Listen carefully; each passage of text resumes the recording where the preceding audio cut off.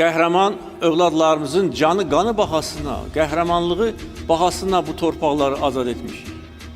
Ölümə gedirdi bizim gənclərimiz, əskərlərimiz, zabitlərimiz. Öldü var, döndü yoxdur. Hər kəs bunu deyirdi.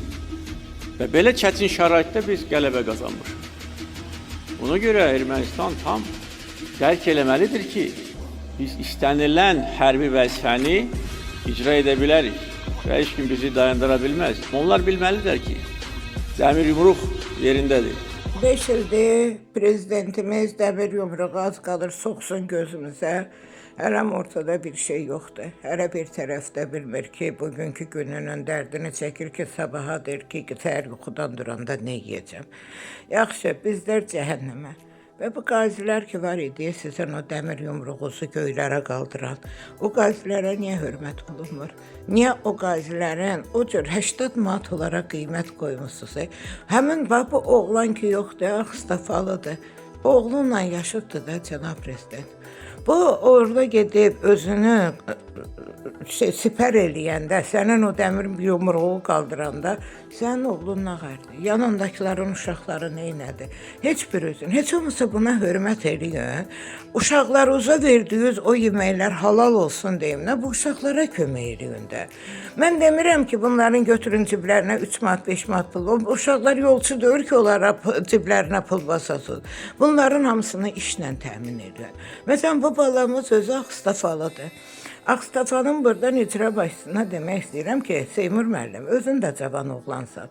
Bunlar gedib Qarabağda o cürünə vuruşanda, sən qaçıb gizlənmişdin Şəmsəddin müəllimin arxasında. Amma ki, yenə də mən deyirəm ki, səndən çox xahiş edirəm.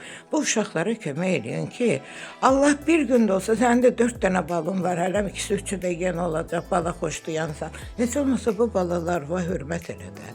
Bizim bu balalarımız niyə əziyyət çəkməlidir? Niyə? Bax, bunların nəyi sizin balalarınızdan əskikdir? Mənə bir onu deyin, axı qarğış yiyəsi sizlər olursunuz. Və cavan oğlansan, sən də bilirsən ki, Azərbaycanın torpaqların alınmasında bunların nə boydana rolları oldu. Heç olmasa bunları kömək elə. Mən demirəm ki, cibinə pul baskına. Sən bunu işlə təmin eləklə.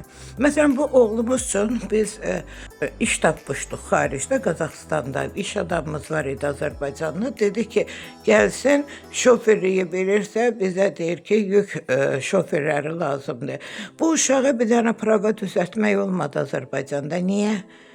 Çünki o da pullandı. Hər şey pullandı. Bunun pravasına heç olmasa köməkliyi öldün. Bunun yol puluna özünüz baxmırsınız. Heç olmasa bunu göndərin ki, getsin xarici ölkələrin birində işləsin. Ailəsinə pul göndərsin. Cavan uşaqdır, evlənsin, neynəsə. O boyda xəstəliklər keçirdi, o boyda əməliyyatlar keçirdi. Niyə görə siz buna kömək eləmirsiniz? Niyə? Mən yenə də deyirəm ki, bizim bir dənə Azərbaycanda bir pis şey var ki, hamısı kömək eləmirsən deyəndə elə başa düşürlər ki, bundan pul istəyən var. Qaqa, sizdən pul istəyən yoxdur. Ya Azərbaycanda bunları normal işlə təmin eləyin, ya da ki, kömək eləyin, bu yol pulları ilə, nə bilim, bir sənətin ilə, ya nə ilə, ki, bunlar çıxsınlar, geçsinlər, başqa yerdə özlərini tapsınlar. Çünki Azərbaycanda, məsələn, oturdum, fikirləşdim, mən Bakıda olanda, mən Azərbaycanda uşağıma iş tapa bilməzdim. Çünki işlərin qiyməti od qiymətini idi. Ən belə iş 100 min, 200 min. Dedim, vəkil ol, dedi, vəkil olmaram, çünki o onun əlinə baxımdır, zakazla işləyirlər vəkillərimiz. Dedim, polis ol, dedi, uğraşdığı öz üstümə götürə bilmərəm. Məcbur olduq, çıxdıq, gəldik. Gəldik, burada uşaq özünə normal iş də tapıb, güc də tapıb, hər bir işdən də görür, çox şükür ki. Azərbaycanda yenə deyirəm, işləməkdən örtəri, ya gərək yaltaq olmalısan, krupunu yaltaq, yəni melki yartaq yox, ya gərək şərəfi çölə atmalısan, ya ona buna şər atmalısan, ya da ki, heç nə, nəsə bir başqa bir işlə məşğul olmalısan, hələ mən o fahişəliyi zadı demirəm. Amma bu bizim qazilərimizdə axı, bu bizim namusumuzda axı, bu bizim qeyrətimizdə axı. Axı əgər qaziyə ki siz hörmət eləmirsiniz, qazi üçün siz iş tapmırsınızsa, qardaş nə istəyirsiniz? Və bu qaziləri də ki bir fikirləşin, düşünün ki, bunlar da bir atanın, bir ananın evladıdır. Bunların borcu var idi, gedib siz üçün torpaqları alsınlar. Siz də orada qastinsalar tikəsiniz, nə bilim kazinolar tikəsiniz, nə edəsiniz? Bunlar elə bildi ki, o torpaqlar millətimindir, vətənimindir. Ona görə getdilər, amma bunlar bilmədilər ki, bir gün Qarabağa bunlar viza ilə gedəcəklər, siz protokol deyirsiniz, biz viza deyirik. Bunlar Qarabağda heç bir iş gəzə bilməyəcəklər. Bunlar bunu bilmirdi axı.